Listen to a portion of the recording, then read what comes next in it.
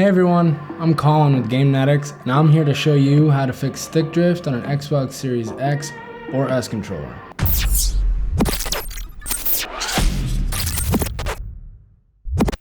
Just because you have some stick drift doesn't mean you have a broken analog.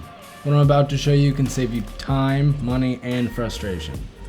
This is one of the most basic repairs you can make on your own. We've all been playing a game and watched our character move when you're not touching the thumbstick. Not only is it annoying, but it can cost you time, accuracy, and basically destroy your KD. So I'm going to show you a few methods you can actually use to fix a drifting stick. Alright, so here are the tools we're going to need. I'm going to start off with a T8 tool. This is one of the screwdrivers that comes in our DIY kits. And then we're going to use this pry tool that also comes with the DIY kits. And then you're going to need some electronics duster. I call it computer duster. You can find it pretty much anywhere. Alright, so before opening up the controller, there's a couple easy fixes you can do that are easier than taking it apart. So I'll start with the first one. The first one is you just grab each analog stick, they pop up a little bit. So if you just pop each one up like that, and then gently kind of give them a spin around, and then pop them back in. And then if you press them really hard, not too hard, you don't want to break it, but press them really hard to make sure the analogs are properly on the cubes, and kind of press them down and do some spins. That's one of the easier fixes. So why do we want to try these techniques first? Simple. It's going to be a lot easier than what we're going to be doing later, and you don't have to take the controller apart. I also want to mention that if you do take the controller apart, you will be voiding the warranty, so keep that in mind. Alright, so here's another method you can do. You need the air duster, and you just move the analog aside, stick the straw as close as you can to the edge, just blow some air into it, spin the analog, move that around as you do it, make sure to get all sides. And the same with the other one.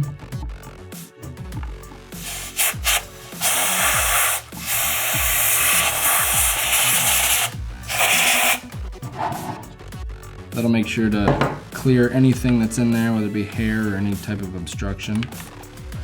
And make sure you click them down, make sure they click, and that might be a fix. If you're finding this video helpful, remember to like and subscribe for more DIY fix-it videos and tutorials. We want to show you how easy it is to do some of these repairs on your own.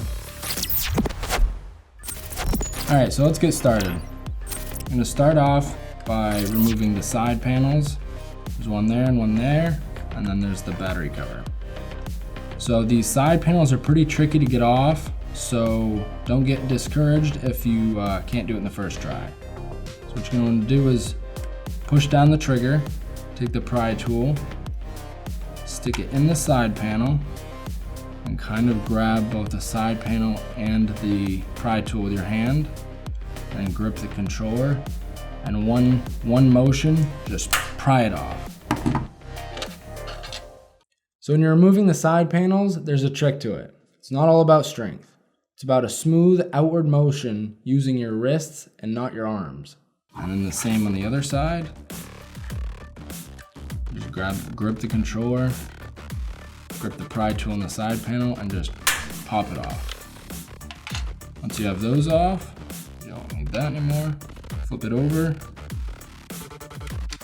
pop off the battery cover.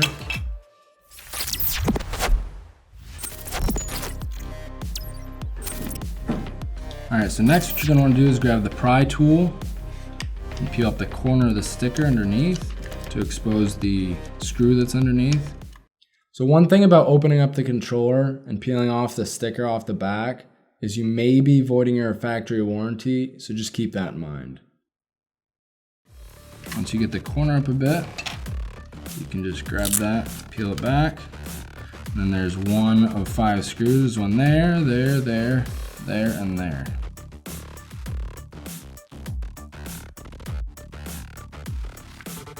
Grab your T8 screwdriver and start with the middle screw. Just unscrew that.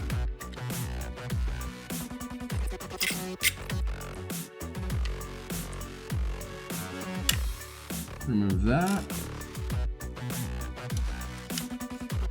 And screw the bottom 2 screws. Oops. They tend to jump around, so keep an eye on them so you don't lose them.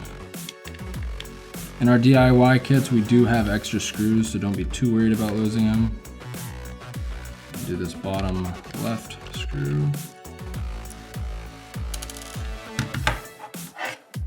And the top right one. When you do these top screws here, make sure to hold down the triggers because there's a magnet underneath the trigger, and once you unscrew the screw, that magnet will just suck it right into the controller. So keep that held down.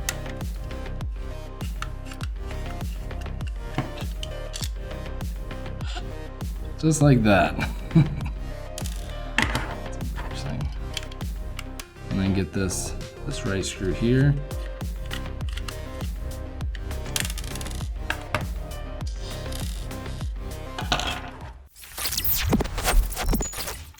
And then the front shell will just come off easy like that.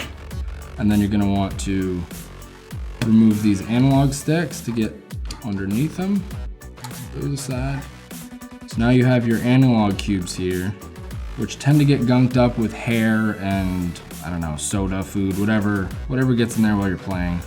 So now you grab your air duster and try to get the end of the straw inside the analog cube as best as you can. So when you're using the electronics duster, make sure not to turn it sideways or upside down when you're spraying it, because it will turn into a liquid and possibly give you frostbite or damage the components in your controller.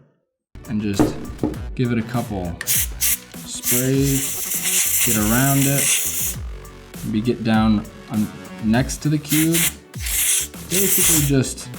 Basically just spray air all around the cube to get anything that could be obstructing it out of the way.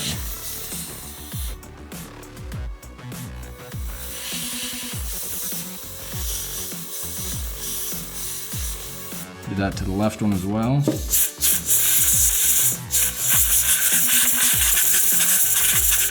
So when it comes to the analog sticks and the cubes underneath it, let's be honest, a lot of stuff gets in it. Whether it be soda, hair, dead skin. If you have a dog or a cat, usually dogs, those analog cubes will be full of dog hair. So we just want to make sure you clean that out so there's no obstructions of any kind. And then make sure there's nothing still inside. They look good. Set that aside. Now that those are clean and ready to go, put your analog sticks back on. Press them down, make sure they click. And you can put the front shell back on. You can just flip it over, make sure you hold down the front shell. Peel back that sticker again. And put your screw, make sure you do the middle screw first, just like when taking it apart. Get your T8 screwdriver, screw that back in. Make sure it's tight. And then from the top, wipe down that sticker, make sure it's in there good. Put the battery cover back on. And then grab your other screw, hold it like this. Just drop it in there, give it a couple of shakes. Screw that back in. I usually do the bottoms first, just like when I take it apart.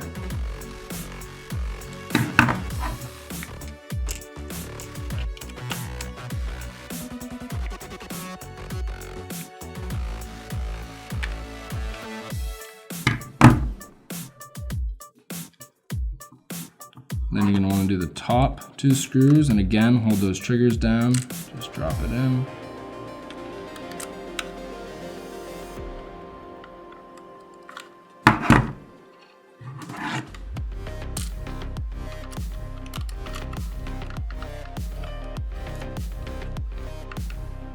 Once those are good, you